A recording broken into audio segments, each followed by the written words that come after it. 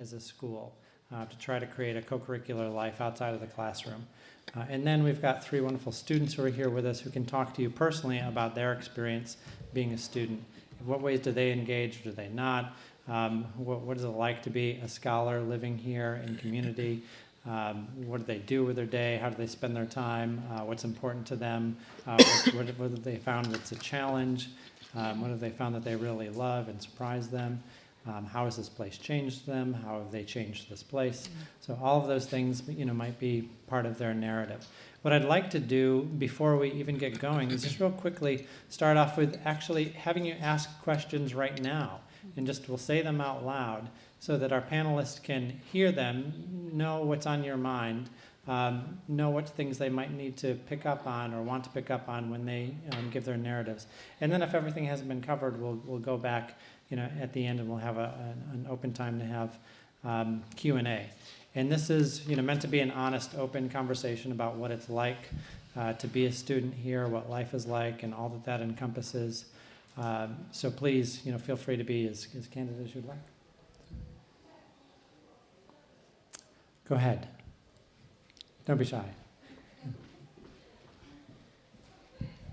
Hi, I'm Hope. I'm here for the DivX program, and I have 2 kind of totally separate questions.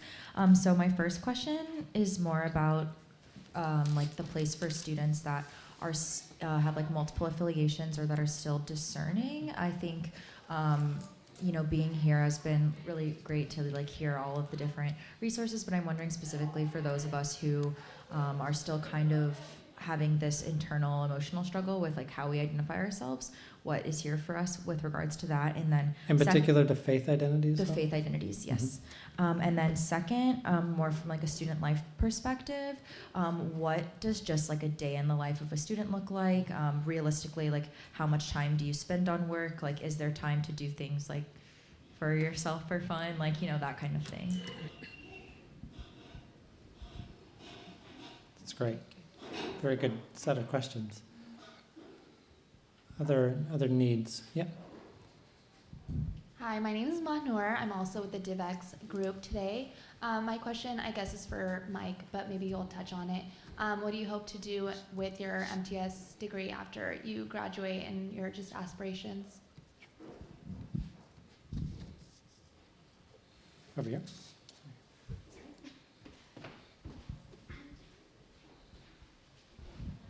Hi, my name is Linda. I guess my question is, so we all have this idea of what it might be like, but what surprised you each the most out of your being here or your experience?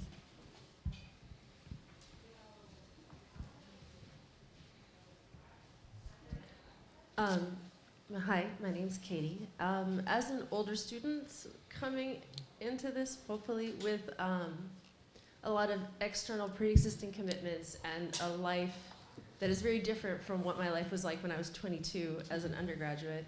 I guess my question is, what does it mean to be able to dive into community when I've got a lot of other stuff going on? Mm-hmm. That's a question for everyone, by the way. It really is. Good afternoon, I'm Grace. Mm-hmm. I was wondering if we are already involved in a ministry, how is the balance of being able to continue with our ministry in line with, for example, the MDiv program? Are we able to find a way for that ministry to be part of the field ad? Is it just a separate thing? To be in ministry. In terms of the time that we have to be able to do not only our academic work, but our ministry work. With academic Great work. to hear about timing. Sure. And are you talking about in a formal sense, active ministry work? Yes, I'm already involved with a ministry movement, both online and on the streets. Mm-hmm. So I just want to make sure if I am called to pursue the academic route here, that I can still balance everything together. Sure. Yeah. Thanks.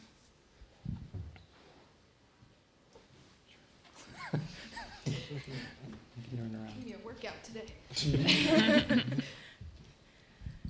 Thanks. So my question is for Mike, Christina, and Antoine. My question is, why did you all select HDS? And does HDS have a space for you all? Are they willing to accommodate your needs? Yes. Great. Thank you. Yeah, let's try to take one more if we can, and then we'll kick it over to our panelists. Right here.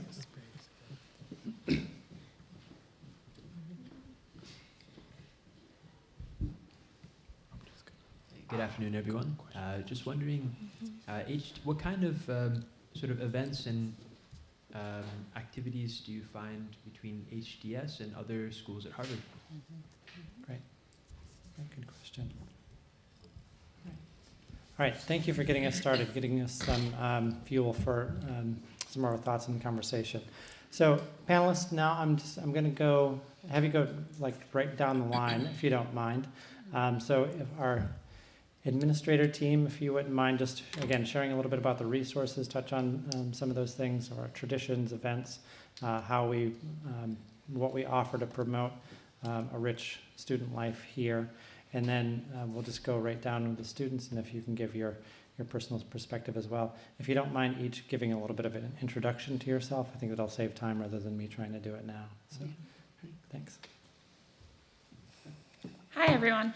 I'm Katie Caponera. I'm the Assistant Director for Student Services Programming. I've been here at HDS for about 4.5 years now. And I'm so excited to see all of you here today. So what I do is I work with all of our student organizations, all of our student-led programming and events, as well as a lot of student-facing programming and events. So the events and programming that our student services offices put on, that includes career services, religious and spiritual life, student life, admissions, the registrar's office, and financial aid. I help support those programs logistically. In the Office of Student Life, we don't do a lot of programming for students, we do a lot of programming with students. So I'm here to help support students in realizing their visions for how they want to build community here at HDS. So whether that's starting a new student organization, hosting a lecture, hosting a conference, my job is to help make that happen for you during your time here at HDS. We do a couple of traditional programs in the Office of Student Life. The biggest one is Community Tea, which we have every Tuesday afternoon from 4 to 5:30 in the Braun Room. We've been doing it for over 30 years. And it's really just an opportunity for folks to come together, have a little food, hang out, take a little break from classes, and connect with one another. In that space, we do a rotating PowerPoint of all the upcoming events that are happening, both at the HDS community, within the HDS community, and in the broader Harvard community as well. We do a weekly community bulletin that features all of the events primarily on HDS's campus, and we have a wiki blog that features events happening beyond Harvard or beyond HDS in the wider Harvard community or in the neighborhood communities as well. We have about 40 student organizations on campus, which is pretty robust for a campus community of about 320 students.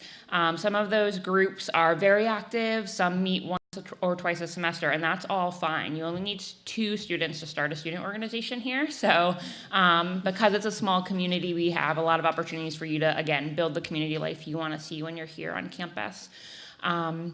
In terms of other things I do, I oversee the orientation program, which you would all go through if you are admitted here and decide to join us, as well as our commencement activities. So the 2 big bookends of your time here, I do a lot of work with. So to answer, Katie, I think part of your question was, we do a lot of programming. We do a 3.5-day orientation programming at the start of your time here to really immerse you in the community life here as well as the academic life here. So connecting you with current students, connecting you with faculty, your advisors, providing opportunities to start building those connections and dive into what life is like here on campus. It's definitely a primary goal of our orientation programming. I think I will leave it there and follow up if need be on other items. Hi, everyone. I'm Steph Gauchel. I'm the Assistant Dean for Student Affairs here at HDS. I use they, them, their pronouns, or she, her, hers. I've been here for almost 2 years, so I feel like in a lot of ways I'm still getting to know our community too. My job, I really am here as a support for students, and that really is your academic and your personal well-being, the whole picture of who you are. You don't check any of yourself at the door when you come in and just do your studies, so I'm here to try to help support you in any way. Some some of my formal roles connected to that is I'm our local disability coordinator. I'm also one of our Title IX coordinators for students. I'm also available as a resource for any other identity-based issues that are being experienced on campus or that you've experienced prior to coming here.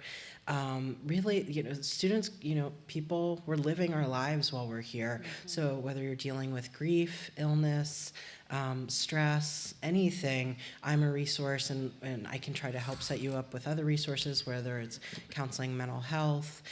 We have some writing support and academic learning support. So I'm kind of a one-stop shop, and even if I don't have the answer, I can get you to folks who would have an answer. The other pieces that I do, I help Katie with some of the components of orientation. My background really is in social justice education and exploring identity development and identity-based issues.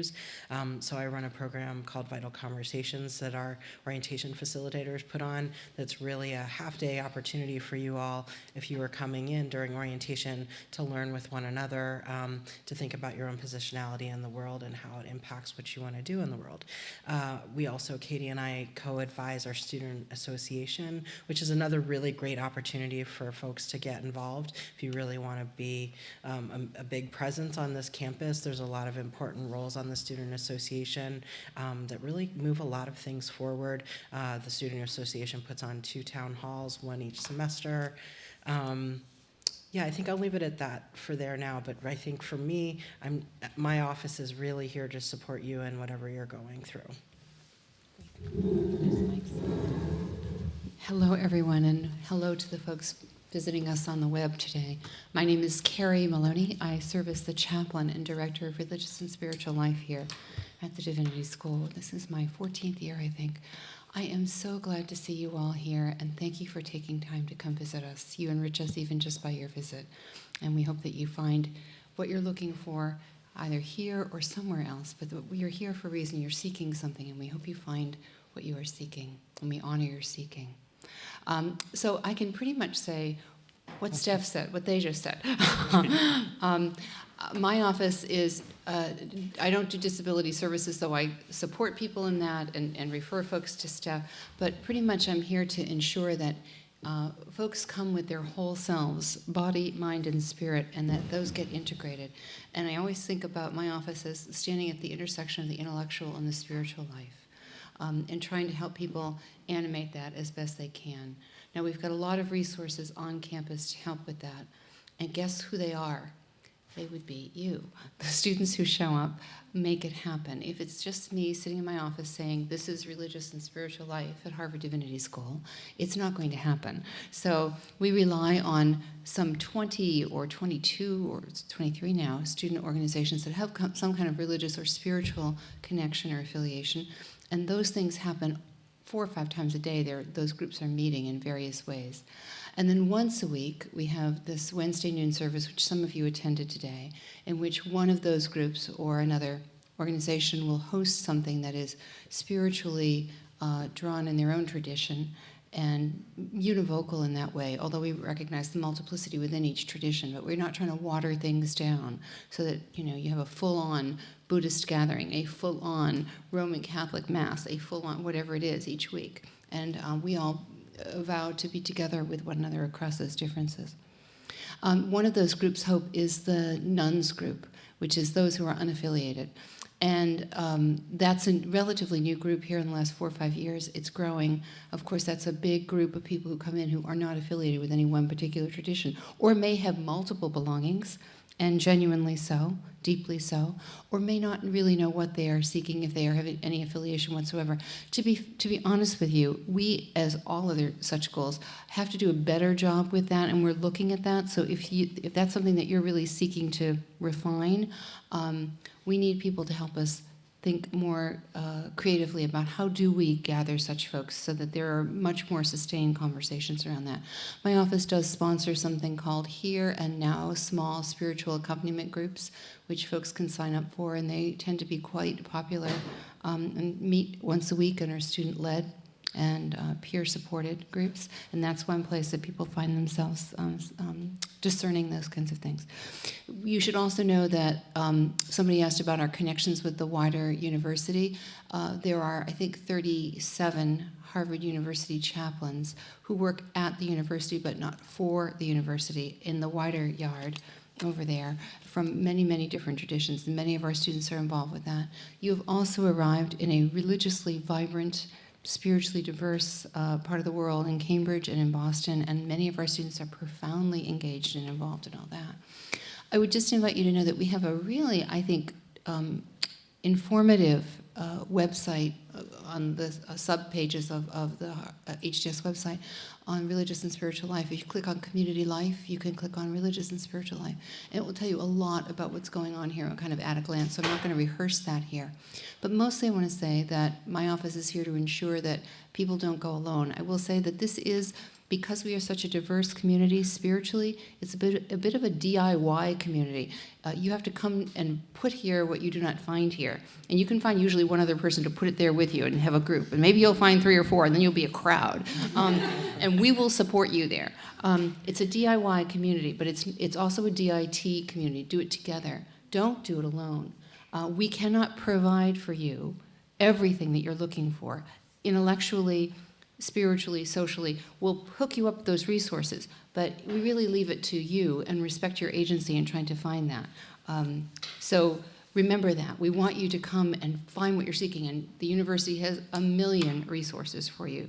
Our library alone, just you could be lost in there for the rest of your lives. But and maybe you should be. That's where I'd like to be someday. But if you don't find it, put it there and make sure you're not alone, and we'll help you with that, okay? And the best resources are your colleagues, the people to my left. So now let me stop talking. I'm glad you're here. Come find me if you need anything. Or don't hesitate to reach out to any of us via email or a phone call. Just pick up the phone. Remember that, the old phone thing? You can call us, okay? We'll pick up. Thanks. So on to the juicy scoop now.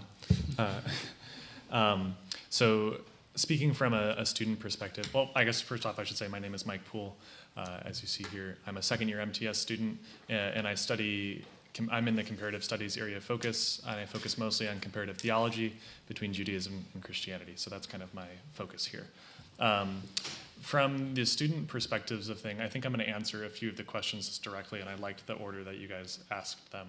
So Hope kind of wants like the day in the life, Manur wants what am I going to do with my MTS degree, Katie wants how do I manage like personal life and like amongst the community which we're in here, and then I didn't catch my friend's name up there, but why did I choose Harvard? So I think I might do a little loop there, not to ignore your questions, but those are the ones I think I'll speak directly to. So Hope, I guess, and to everyone else as well, sort of the typical day in my life really involves, first I go to class in the morning, usually only a few hours. And then I have one afternoon class on Wednesdays, which I'm going to do directly after this. But after class, I'm a graduate assistant in the Office of Career Services, which Katie is also involved in as well, amongst her other projects, though we like to claim her. So I usually spend a few hours a day working at a graduate assistantship. And then I also work at a local restaurant in the square, so I usually go there after I work there as well. So that's kind of like my typical day, and then I go home, and that's when I start like all of my homework and stuff. So usually that's after like my day of work, and I'm sort of very intentional about keeping things sort of 9 to 5 in terms of. Well, it's usually longer than that. It's usually like more like 9 to 7:30 or something. So I'm intentional about sort of like my day, and that is sort of like my like set schedule. And then when I go home, I do my homework and I hang out with folks, and yeah, that's sort of like my day in the life. In terms of what I'm doing with my MTS degree and what I intend to pursue after is I'm currently applying to doctoral programs, which so is every other MTS person, basically. Yeah, yeah. So yeah, a large percentage, like certainly the largest percentage of what our MTS students do is pursue PhD, like further, I should just say like an even larger percentage beyond PhD is just further academic work.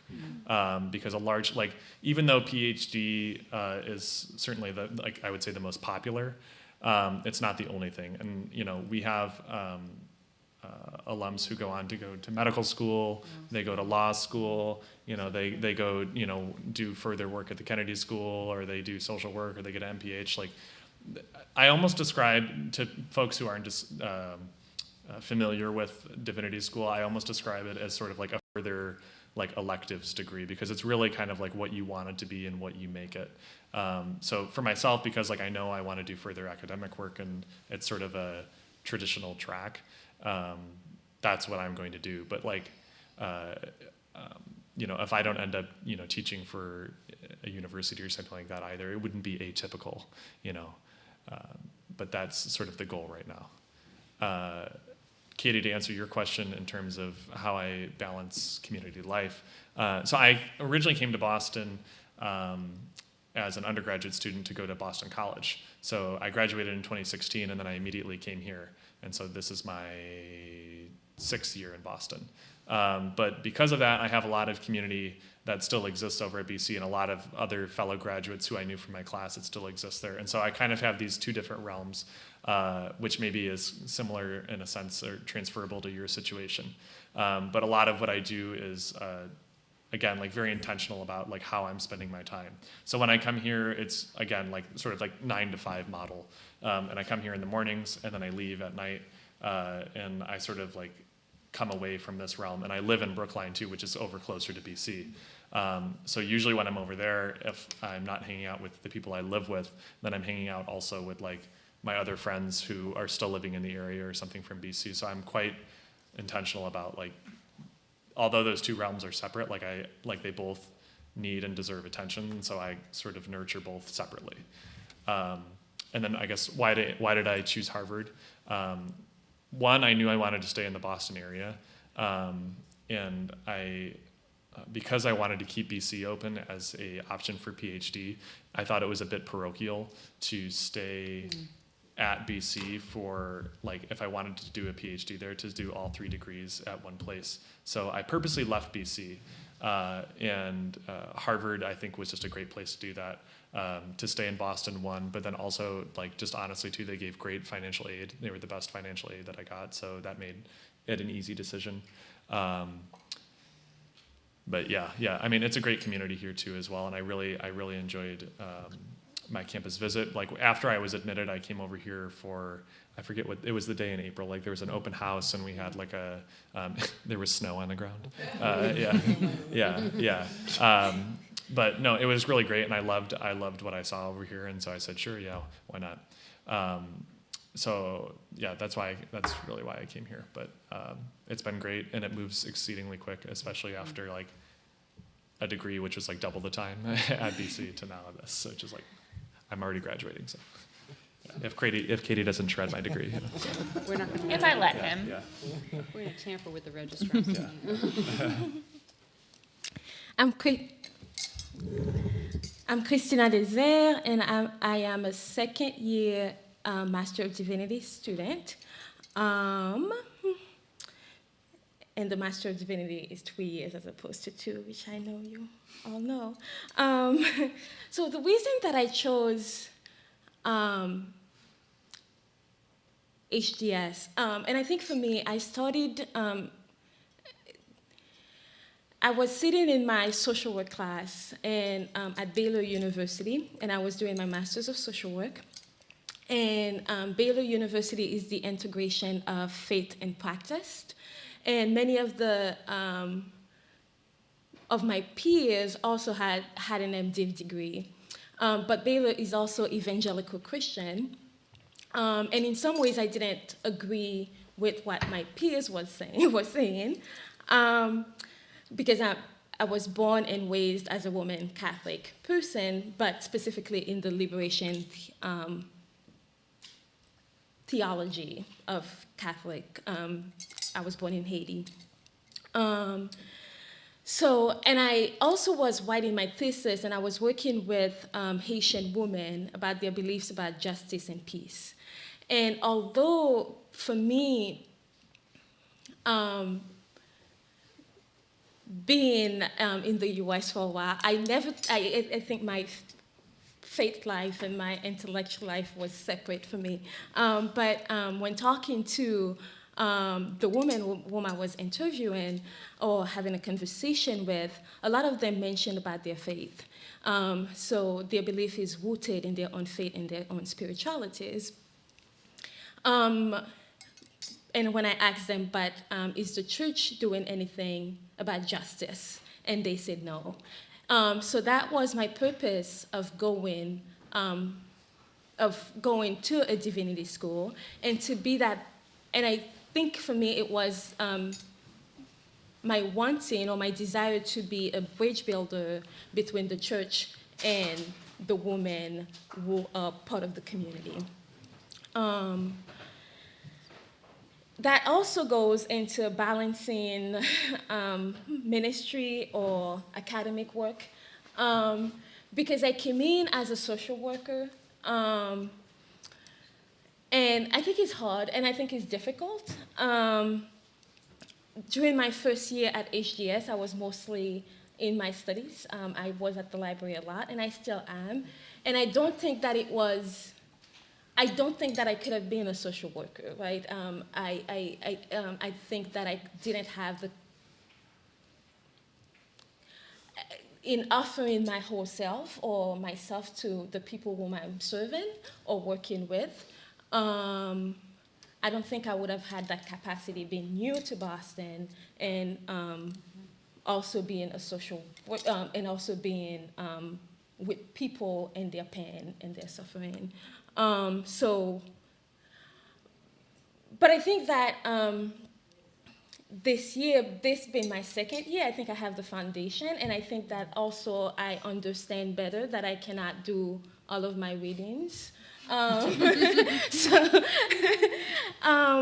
So I decided, it started this summer, but I decided to work with the Sanctuary Movement and in Cambridge, and that specifically work with a woman who is undocumented, and she is right now seeking sanctuary in one of the churches at Cambridge. And I think it's been a lot of work, but it's been also, I think, fruitful and fulfilling in the sense of,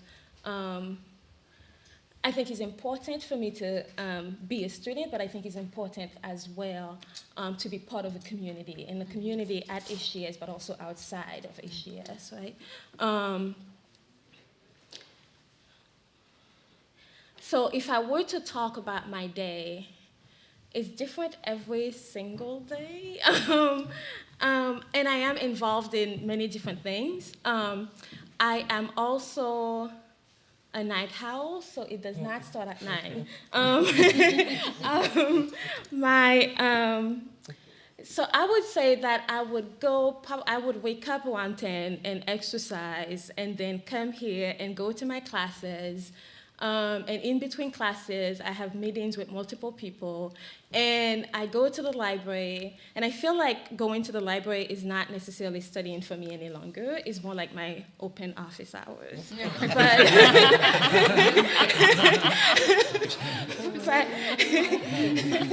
And I go to, and I'm working with the Sanctuary Movement, and I do that as well. And I am working with the Racial Justice and Healing Initiative, and we have been working with the Black Lives Matter Cambridge movement, so I've been doing that. And I am also an MDiv, and I'm studying with my field ed placement. So all of that, different days. And then I go to the iLab, and we study together, and we're there until about 3 a.m., and then we go back home. So, and then we go to bed and all of that. And I want to also answer, and that would be probably the last question that I am answering for now, and the place for students who are still discerning and multi-faith. Like I said, I came in after my social work degree, but as a woman Catholic person. And to some extent, I'm still that. It's part of my culture, it's part of my family tradition. But I always struggle with the Catholic Church, especially with the role of women in the Catholic Church. And also being in the US is a very white church. So the role of a Black woman in the Catholic Church. And I think that as I was, I think that's still a point of discerning for me. But I'm also, last year, in many of my papers, I talked a lot about Black women and the marking on their bodies and the stories that those marked tells. And then I think about what then is resistance and liberation. And I remember my own grandmother's story, and she was both Roman Catholic and also practiced voodoo. And so she was multi-faith in that sense. And voodoo for her was the religion of liberation and resistance. And I think that's a path that I'm looking into for my own self as a Haitian woman. So here it is. Good afternoon, everyone. My name is Antoine Steele. I'm from Nashville, Tennessee, and I'm a third-year Master of Divinity student. So for the MDiv program, we really don't have concentrations like the MTS program, so I kind of had to come up with something that I thought would be interesting when I'm in conversation with people, to tell them what I'm studying. So I like to say that I'm studying ethical leadership and entrepreneurship, because those are kind of the two things that I'm interested in. And so I guess I will first start off with kind of giving you how my week looks like. I'd say, so I don't have class on Monday or Friday, so those are kind of like my chill days. I have 4-day weekends every week, so it's pretty good.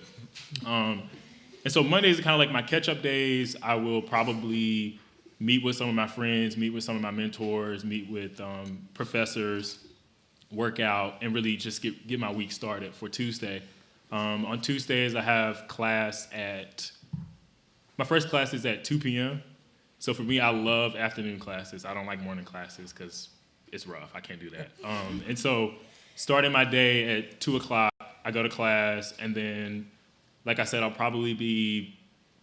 after class, I'll probably go get something to eat, maybe go work out. I'm really about building community here, so I do spend a lot of time getting to know people, picking people's brains, just really hearing about their journey. And then I'd probably say from about 9 p.m. to maybe 3 at night, I'll be studying with Christina in the library to kind of get some work done. And each day in the week it'll pretty much vary, but that's pretty much what it would look like. It's meeting with people, studying, just kind of getting outside of this HDS bubble and really meeting people across Harvard. That's really what I'm intentional about doing. As far as what surprised me the most about being here, I would say that graduate school was really isolating for me. I came straight from undergrad, and in undergrad, all your friends live really close to you. You can literally walk right across the campus, and they'll be there. You eat together. You live in pretty close proximity to your friends. But when you get to graduate school, you literally have to seek out community. It's very hard to find your place initially. You have to be very, very intentional, because I felt really isolated when I first came up here. I came from the South. We have good food. We have Southern hospitality. We speak to people on the street. We look people in the eye. And that just did not exist here. And so I was like, do I really belong here? Welcome to New England. Right, literally. And so I really struggled with that my first year, but I was really intentional about getting involved with my first year I was involved with the Harvard Graduate Council. I got involved with the Harvard Prison Education Project, which is a project that kind of works with issues around prison reform. And so you're paired with an inmate, and we kind of put on programming. We do mentoring with these inmates. So things of that sort. And so that kind of really helped me my first year. Because, it's just a huge transition. Boston is totally different than the South. So I would say just be aware that it's not going to be undergrad. The social scene is totally different here. Each school, like HDS, we're not a business school. The business school, they have their community, they have that different type of culture. The law school, we're not that. So you really have to be intentional about seeking out that community. Why did I choose HDS? I think I chose HDS because I was just like you all. I came to DivX 3 years ago, really interested in Harvard, but really didn't know if Harvard was possible for somebody like me. And I think that DivX did demystify that, and it showed me that not only can I come to Harvard, but I can come to Harvard and thrive, and that I belong at Harvard. And so I think that was one of the reasons why I chose HDS, is because, like you all, I'm here. I got to see myself in this space, got to see that I belong here. And then to Cordero's question, does HDS have a space for somebody like me? As an African-American male, I think that, and like some of the administrators we're speaking to here, HDS has a variety of student organizations for people from all different backgrounds. And so some of the organizations that I'm involved in is the Harambe, which is an organization for students of African descent, and we get together and we have community events, social events, pretty frequently. I'm also involved with the Baptist Fellowship, and again, it's a community of Baptist believers, and we get together, we worship together, we pray together, and really just spend time in community. Some other resources that I've kind of taken advantage of across Harvard is the Black Graduate Student Alliance. They have a monthly mixer, and you can get together with other students of color across Harvard and get to meet them, get to know them, and build community as well. And then another thing that I took advantage of was at the business school for the first time. There was a course offered entitled Black Business Leaders and Entrepreneurs, and this was the first time that a Harvard Business School course had cases that were solely focused on Black entrepreneurs, because they noticed that there was a huge disparity between offering cases predominantly about people of white descent, and then there were only like about 2% of cases were about people of color. And so this course was devoted specifically to people of color, and the course was taught by an African-American professor. It was a really good way to kind of see how people who look like me have done great things in business, and it really was encouraging. And so that's all I'll say for now. If you have more specific questions, I'd be happy to answer them. Thank you. Thanks, everyone. We're going to open it up to questions in a minute. But I just want to pick up on a few things from the questions that were asked ahead of time. So, Grace, I think you asked about doing your ministry and integrating it in with your academic work here. Just to say a couple practical things about that question. So within the Office of Ministry Studies and in the Field Education program, we have over 100 recognized field sites. That means sites that where the supervisors at those locations have been trained and oftentimes have served as supervisors for many years affiliated with HDS, and they might also be recognized by other local schools as well, but we have a structured relationship with them. Because this is a school where so many of our students are looking to go in multiple directions or from multiple faith traditions or different practical outlets for the work that they want to do, the Office of Ministry Studies is also really sort of sophisticated in helping you develop your own field education site. So a lot of times folks who bring a particular ministry in with them and want to continue it can look to create it in a structured way so as to get credit for that continued work that they want to do here. And the staff in the Office of Ministry Studies can help you develop what that looks like. And so that's called a self-directed, self-initiated field education program. You do, one unit is for the entire year and another is for the summer. So that's one way to continue that. Certainly people continue their own ministries or work that they've carried with them, no matter what, whether they're getting credit for it or not. Sometimes those things, develop and change, but if you want to keep it with you, you can integrate it into your life here. It's a very flexible and customizable program, certainly. I think similarly to sort of sharing your faith tradition, considering your faith tradition, carrying multiple faith identities, considering questioning your faith identities, is something that people do a lot here, so much so that it's joked about. It's kind of in the air all the time. We're always questioning who we are and what we do and what we carry into the space and what we learn from it.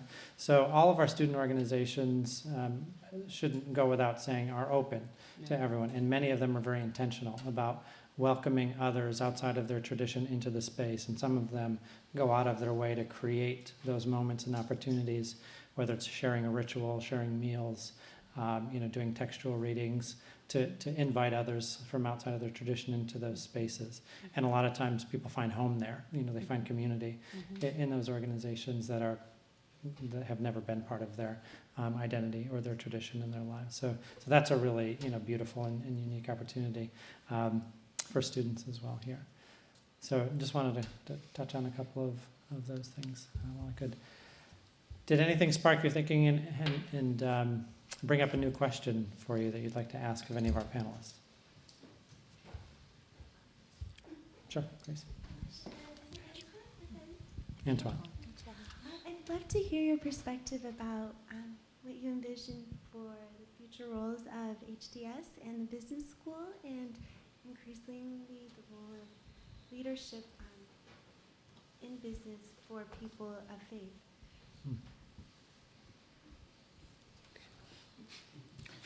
That's a tough question. I don't know if I could necessarily answer that question, but I can kind of tell you some of the stuff that exists already. Would that be kind of helpful? And so there's really not. I'm sorry.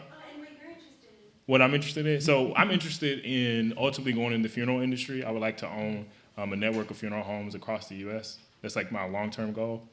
And so I think that there's really no formalized relationship between the business school and the Divinity School, but the fact that by the virtue of the fact that you're at Harvard, you can take courses at the business school, and the beauty of the MDiv degree is you can kind of cater your degree towards what you're interested in. And so for me, I've taken a lot of courses on entrepreneurship. I've taken courses here on leadership, and so I've kind of crafted the degree to kind of work for me. And I've also taken advantage of a program. It's called HBX Core. It's an online program where you take a course on business analytics, economics for managers, and financial accounting, and it really gives you a good grounding to have good business sense. And so I think that those programs are really helpful for me. And then also, the iLab program, I'm working with the iLab now to kind of develop my venture and how I kind of want to enter the funeral space. And I will also say, too, that being able to have mentors at the business school who are practitioners has kind of helped me. And then you come back to the Divinity School and you think about like ethics and people who are faith-oriented people, and you kind of mix the two and mesh the two together to see how they benefit you both ways. So, What's the iLab? Oh, the iLab is the Harvard Innovation Lab, and basically what it is, it's a place where people go to pretty much get support and mentorship to develop their ideas to launch like a certain venture. So there are a number of different ventures there, and people get funded. And a friend of mine actually was on Shark Tank recently, so it's a really vibrant place to go. So. Okay. And the business school and the Divinity School offer matching scholarships for HDS students who would like to take HBX Core at the business school. Yeah, yeah. And the iLab is a one Harvard resource, so it's free for all Harvard University students to engage with. There's any HDS student with an HOID can go. So it's the incubator. Yeah, Essentially, yeah. It is. Yep. I'd like us to have a dolphin tank. Instead of a shark tank. We have a dolphin tank. Swim the dolphin. Might have just answered my question actually, but my question was like more of a logistic question. So if you were to end up coming to HDS, do you receive all of the resources that the university has to offer, like the gym? Like it's No. No. Hear that loud. Can I take this one? I feel like you have something to say. I imagine like a DJ scratch, like. I guess like the library. The libraries, yes. The gym, no. Although you can go to the gym, you just have to pay for it. It's a little bit of a raw nerve here. So You have found the loophole, yeah, like that's like the one. Yeah. we all clench.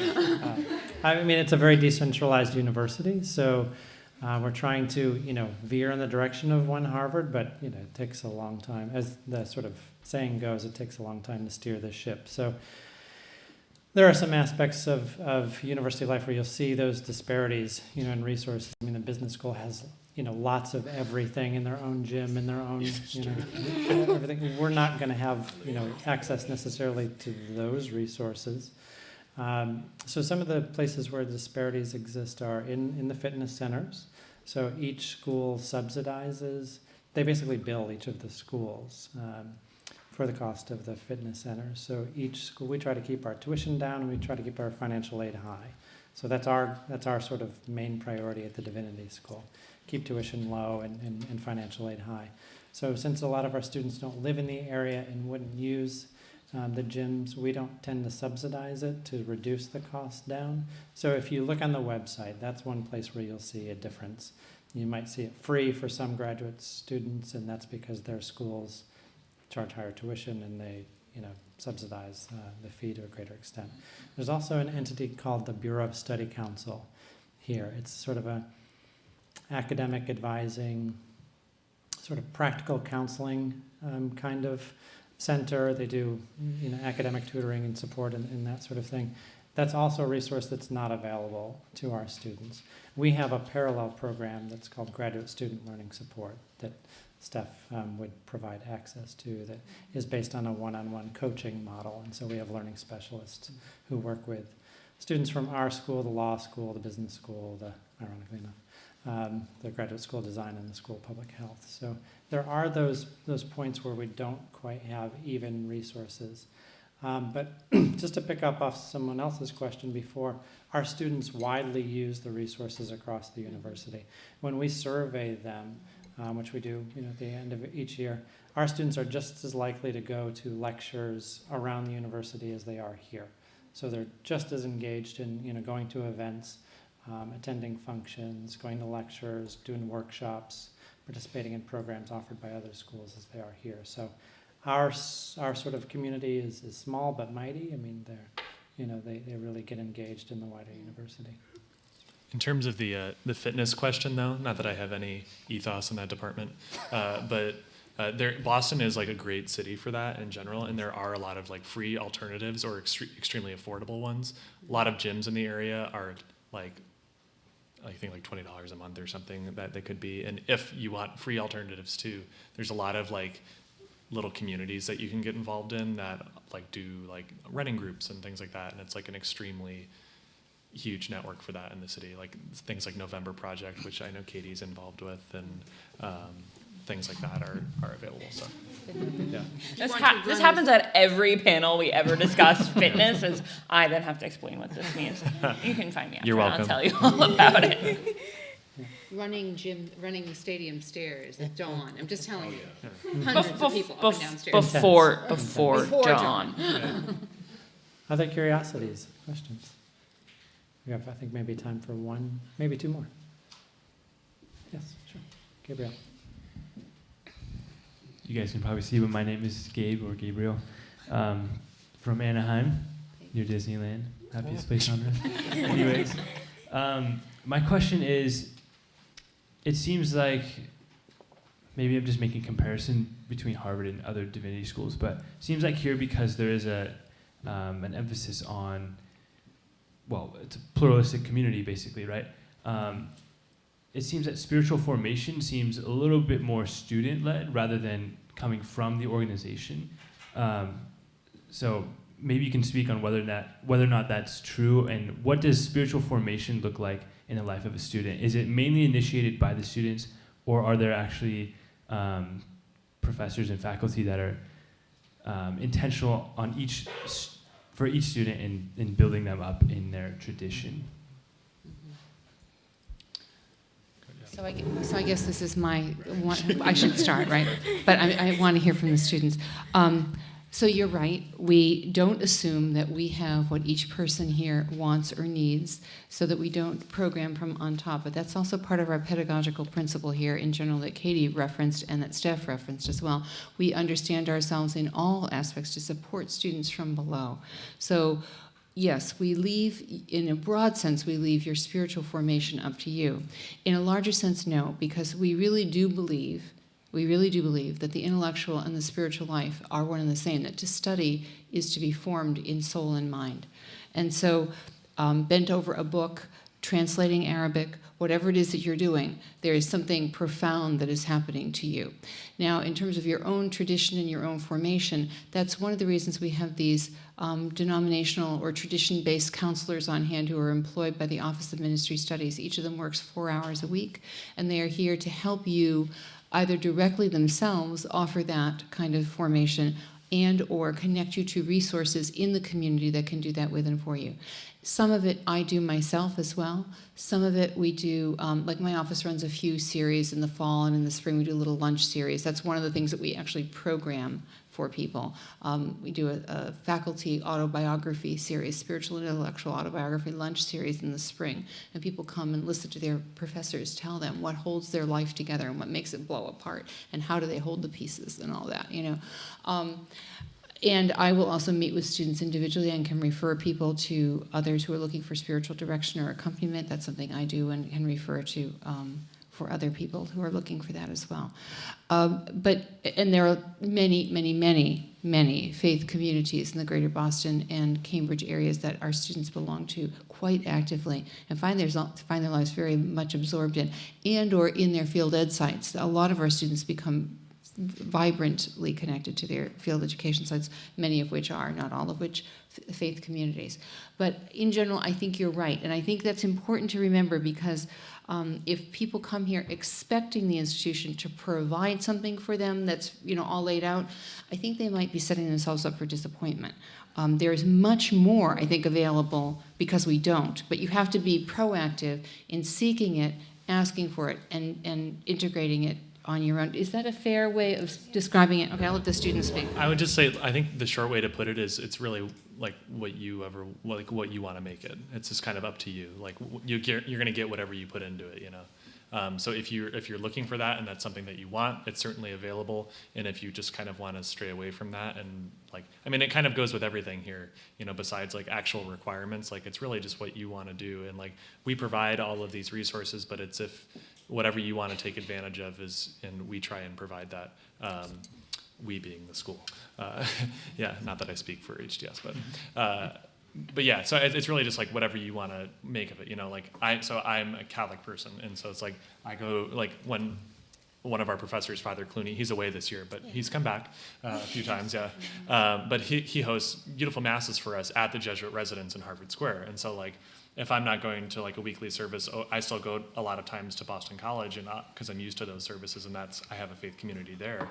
Like I'll go over there sometimes from week to week. But if, you know, Father Clooney's hosting mass at his house, like maybe I'll go with the HDS Catholics there, and so like I'll see Christina there, and you know, it's really just like whatever you want to make it. And so a lot of our professors and stuff certainly do come from faith traditions, which they can sort of attest to individually. But again, it's really just whatever you make it. Just one addendum. It's important as an example. For instance, in the last several years, we've had a number of students from our Anglican and Episcopal group. It's relatively small, about 8 or 10 people, but it's a really vibrant community. They have a liturgy every Monday. They sponsor a conference every year, and I think in the last 4 or 5 years, we've had 6 or 7 people ordained to the priesthood just out of that little community. They are a tight group. They work theologically together. They meet for lunch together. They meet with their denominational counselors. They're studying and all that. So there's lots of stuff to go on, but you have to kind of show up and make it happen. And if your group, the group you're looking for, isn't here, put it here, and you'll find people. You'll find people.